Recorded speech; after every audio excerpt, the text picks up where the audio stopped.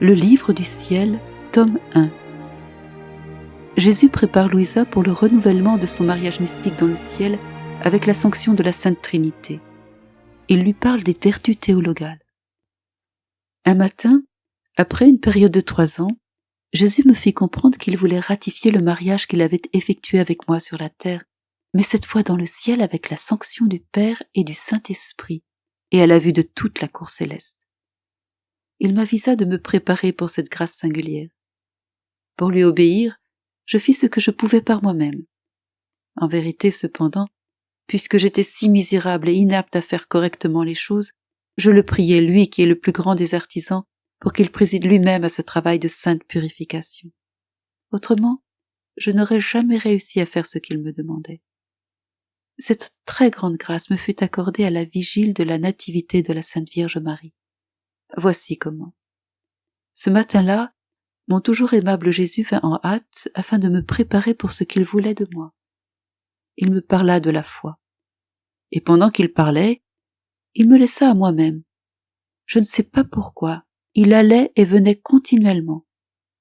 Pendant qu'il me parlait, je me suis sentie pénétrée d'une telle foi vive que mon âme, si compliquée jusque-là, devint si simple qu'elle pouvait atteindre Dieu.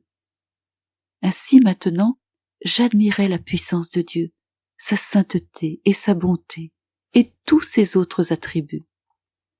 Profondément touchée et dans une mer de stupeur, je dis « Dieu tout-puissant, qu'est-ce que ton omnipotence ne pourrait résoudre?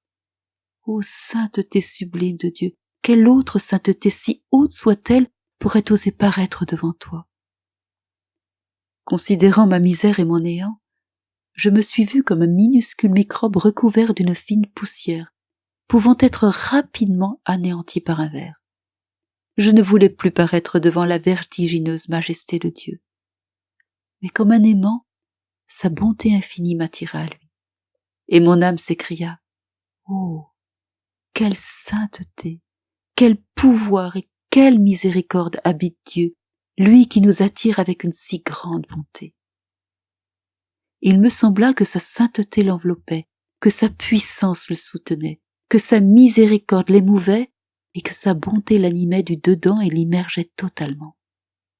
Je considérais chacun de ses attributs individuellement. Je sentis que tous avaient la même valeur pour l'esprit humain, tous également incompréhensibles et incommensurables. Pendant que j'étais plongée dans ces hautes réflexions, mon Jésus continua à me parler de la foi en me disant que pour obtenir la foi, il est nécessaire de croire, puisque sans croyance, il ne peut y avoir de foi. Comme il y a chez l'homme la tête qui dirige tous ses actes, ainsi à la tête de toutes les vertus, il y a la foi qui contrôle tout le reste.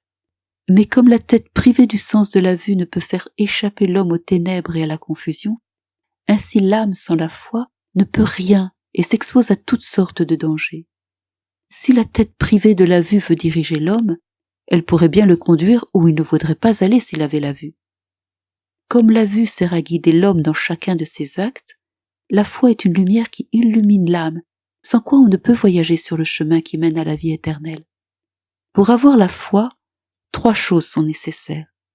Avoir sa semence en soi, que cette semence soit de bonne qualité et qu'elle se développe.